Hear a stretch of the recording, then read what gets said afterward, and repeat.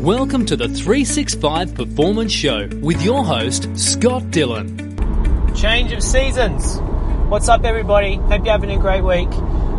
I guess it's kind of okay because at the moment the weather's been good, still quite warm. Even though daylight savings is finished, it's getting darker earlier. There's not as much sunlight in the evening. At least we're still warm and we're not freezing to death just yet. I don't know about you, but for me, I'm always a fan of summer. I'm a fan of daylight savings, and when I hear that the whole daylight savings is finishing, autumn's coming, winter's not far away, it tends to make me a little bit disheartened, and just my overall mojo used to wane. Didn't used to feel like I was as driven when it came to training, and hey, what's the point of just eating chicken and broccoli all the time if there's no real reason to show off your abs in your Speedos at the beach anymore?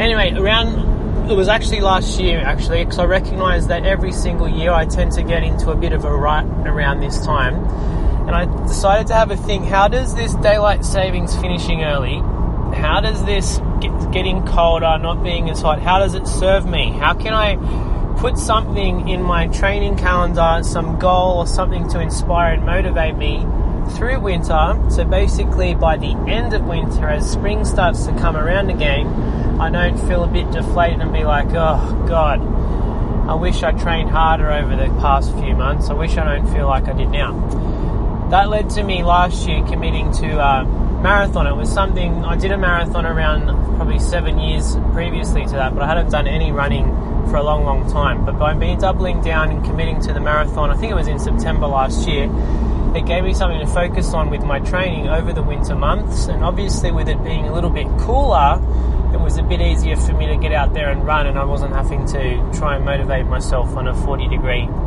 day.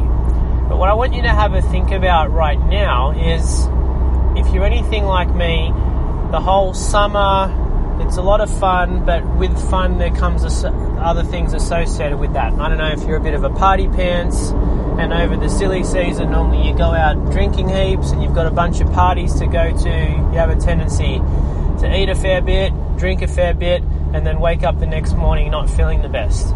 Does the whole, now it's winter, hibernation season, does that serve you in a way if you begin to look at it in a different aspect?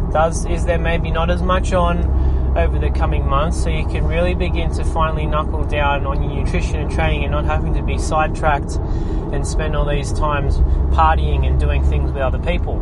Maybe that's something that you can consider. Likewise, maybe the job that you're at over the summer months, it's really crazy, it's very demanding, the hours are longer, and maybe now it starts to just wane off a little bit so you have more time for yourself. But what's some positives that you can actually begin to recognize and identify by the weather cooling down, by this change of seasons, by daylight savings finishing? What's happening in your life that you're possibly not appreciating that can serve you?